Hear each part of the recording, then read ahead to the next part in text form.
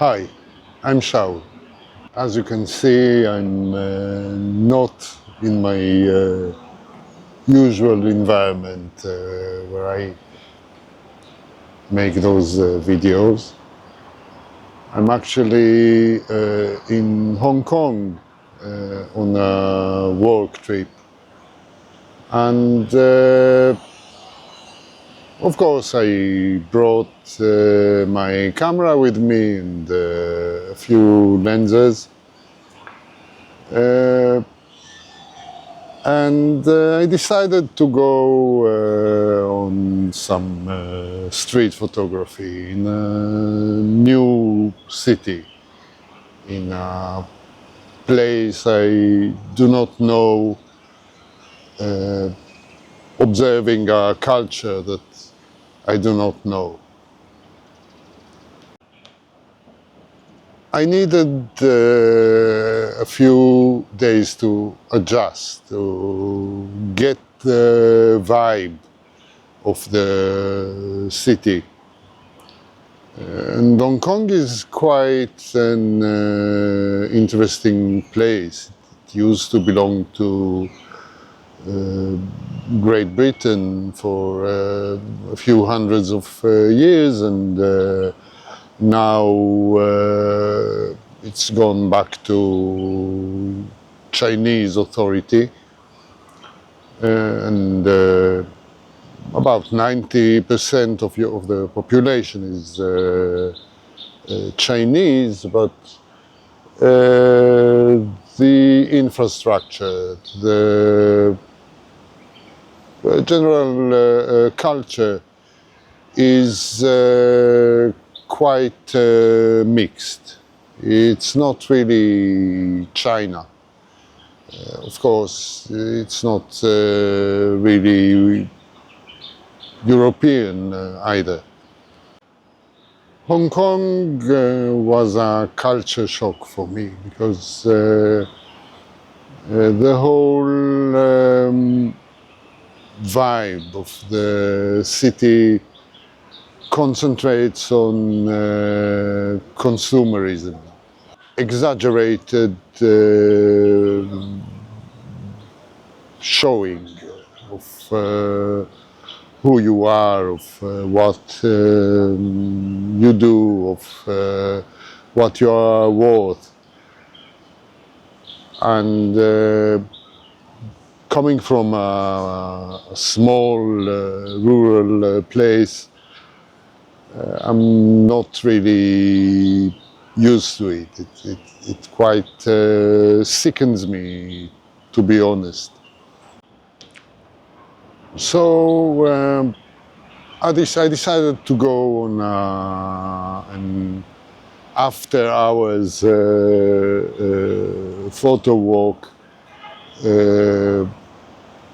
around the town center. At around 11 o'clock at night until midnight or so, what you see is the working people, especially in people who work in services around the city, finishing their job and going home by foot or by bus. Something quite different pops out. The late night culture of Hong Kong is not as showy, it's not as consumeristic. And you can really feel the hardship of life in a big city like this one. So there is something quite uneasy, maybe even ominous coming through. And this is what I tried to capture at that little photo walk. So please stay with me and have a look at a series of images I took.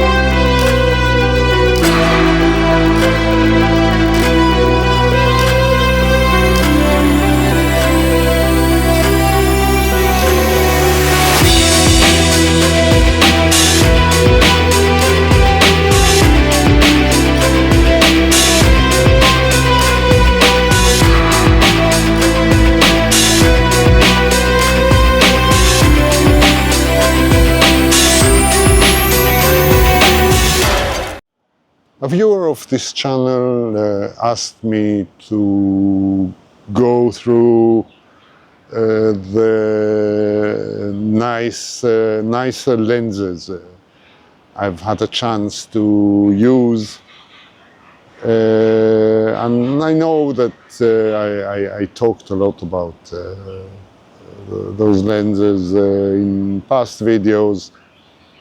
But it might be a good opportunity to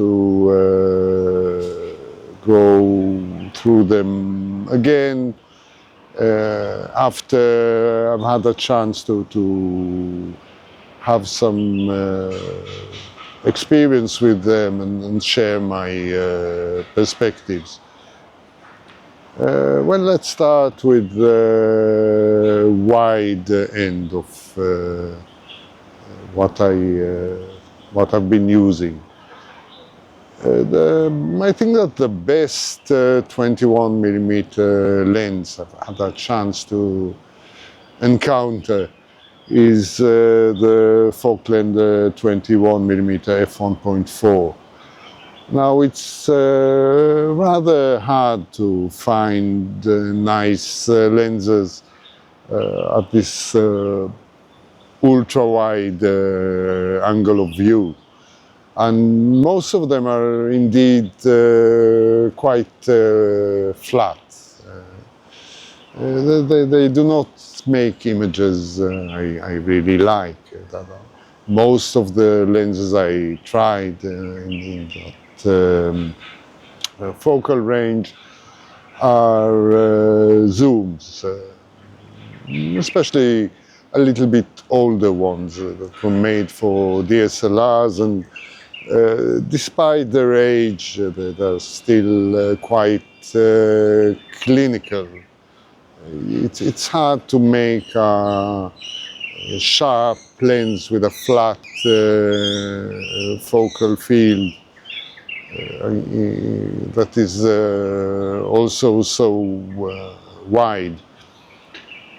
So most of them are incorporating too much low dispersion glass that makes the images they produce rather flat. But that Falkland 21mm is an exception. Another lens I like a lot is the old Nikon 20mm to 35. Now this is a D-type zoom that will not autofocus on a mirrorless camera, and its usability is quite limited these days, unless you mount it on a suitable full-frame DSLR. But it can make a nice image. It used to be a professional zoom for Nikon, one of the holy trinity. And this makes it quite expensive to buy used. It wasn't made for a long period of time. I think Nikon stopped producing it only 3 or 4 years after its introduction, because the spherical element it contains is too difficult to make, and it really pushed up the cost of making those lenses. So Nikon replaced it with another lens, the 18 to 35, which contained a resin or molded plastic aspherical element instead. Next, at the 24mm range, the best lens I've used is the Nikon 24mm f1.4 prime, the G prime. It's quite a lovely lens. It's large, but I think that the images it produces merit this price in weight. It's also rather expensive, although all DSLR era lenses have gone cheaper, especially on the used market. So I believe you can find one for quite a reasonable price. Next is the 28 focal length. And here there are a few lenses I could attest for. One is the Falkland 28mm f2 Ultron, the second version, which is a very nice lens.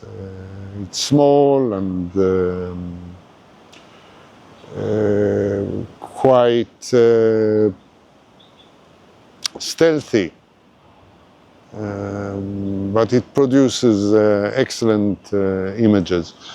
Now, of course, it's a Leica M mount lens, which makes it maybe a little bit less usable, although for 28mm autofocus is not really a requirement. You can easily zone focus it, even wide open. The second lens is a Nikon 28 f1.4 series. It's one of the last lenses made for the f-mount, and it's a very high quality lens. It's sharp, but not too sharp. It's quite lively. It allows the depth of the scene, the sense of volume, of distance to come through very nicely, and it makes excellent images. It's not very different from the 24mm f1.4G, but I personally prefer the 28mm range over the 24. The third lens I can quite warmly attest for is the Thypoc Chimera 28mm f1.4. This is another Leica M-mount lens, and its rendering is a combination between modern and vintage. It makes quite beautiful images, and it's really nice and poppy and suitable for making photos of living things. Most of the images in the series I showed you before were taken with this lens. At the 35mm focal length, I can recommend the Nikon 35mm f1.4G. It's another quite large and heavy prime, but its rendering is beautiful. It's not much different from the 24 and 28 millimeters from the same series I mentioned before. You can adapt it to any mirrorless camera using an appropriate autofocus adapter, and I doubt if any modern lens can rival it for its poppy rendering and very true-to-life rendition of people and see other scenes in general. Another 35mm lens with a lot of pop, although perhaps not as much as the 35mm G lens, is the new Nikon Z 35mm f1.4. It's perhaps similar to the Thypoc 28 in its rendering. It's a mixture between modern with some hints of older rendition, older lenses. It's a lens that does not contain any low dispersion elements, and it's quite poppy while remaining sharp enough, wide open. It's not as clinical as most modern 35mm lenses. I have really learned to like it. In the 40mm range, there is of course the nifty 50 version of the Nikon Z mount, the 40mm f2. It's another nice and poppy lens, very cheaply made. It's all plastic, but it's a very nice and simple lens that is not too sharp, it's not too clinical. It allows the nature of the scene to come through, and you can really feel the depth of the scene in the photos it makes, and I like it a lot. Another lens I might recommend is the 40mm f2 Classic made by Falklander. This is a rather small and stealthy lens which is made to look like a traditional old rangefinder lens, but it has a strong pop. It really gives life to any photograph you make with it. I like it better than the newer 40mm f1.2 lens, also made by Falklander, which is a little bit sharper, a little bit more harmonic in its rendition, but it is not as poppy and lively as the 40mm Classic. In the 50mm category, I could recommend another M-mount lens, which is the 7 Artisans 50mm f1.1. This is a Zona design, which means it has low contrast and low sharpness, wide open. Really need to stop it down just a little bit to f1.4 to get very nice sharpness and pop in the middle of the frame.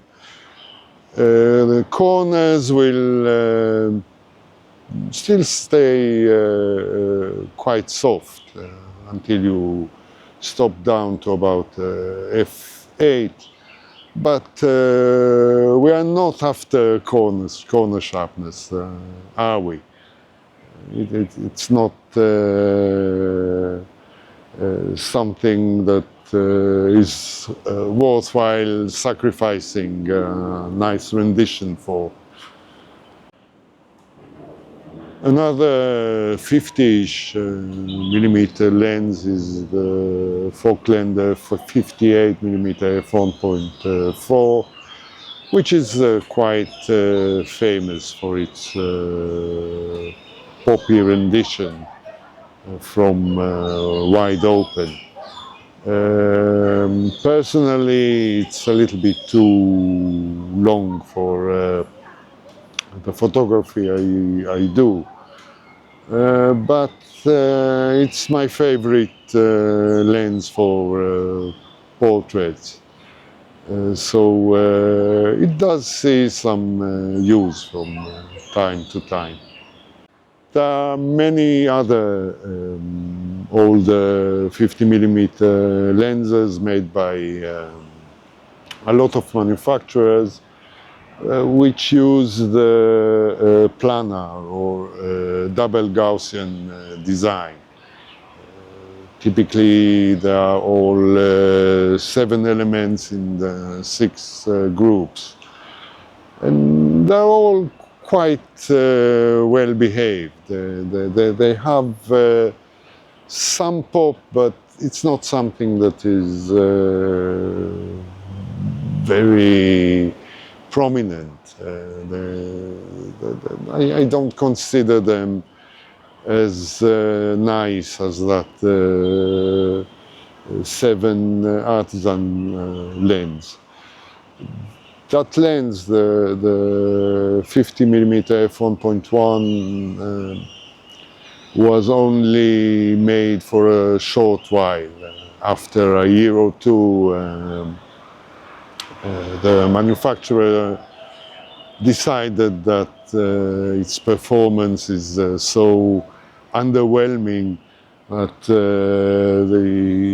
it should not be really produced, and they stopped its production. But if you can find a used copy, I do recommend it quite enthusiastically. In the 85mm range, I could recommend the new Sirui 85mm f1.4. It's a modern lens with quite a lot of feature, including autofocus and an aperture ring on the lens barrel itself. But what makes it rather special compared to many other 85mm lenses made these days is the slightly lower contrast and poppy rendering of the scene. It does make a nice image compared to all the 85mm lenses designed for reflex cameras. It only contains 2 low dispersion elements which are located at the front of the lens, while there's a cluster of high refraction index glass at the rear of the lens that mitigates the effect of fighting dispersion, and that makes the rendition really unique in a way and nice. Not to say it's not a sharp lens. It is sharp, but it's not the main reason why you would use this lens. There are better, sharper 85mm lenses available. This is quite a good lens for portraits, I feel. Because of its pop and because of its relative unsharpness in the out of focus areas, and also in the focused areas. It does not show every pore in the skin. As to macro lenses, most macro lenses are too sharp to be to my liking. Except one lens I had a chance to use, which is the Nikon 60mm f1.2.8, sorry, D series, which will not focus on modern mirrorless camera because it does not contain an autofocus engine. It relies on the engine inside the camera body. Unlike most macro lenses made these days, it does not contain any low dispersion glass, which makes it quite poppy. So it's also a rather simple design. I think it has 8 elements in 7 groups or something like that. So that is a short list of the lenses I like to use. Of course, you should take my opinions with a grain of salt. I'm not trying to sell you anything. I'm not trying to tell you what you should use and what you shouldn't. It's all a matter of personal taste and preference, and also the type of photography you choose to do, and what you enjoy taking photos of. Well, I think that is all for today. Thank you for watching, and see you again soon, probably in my usual setting for making those videos.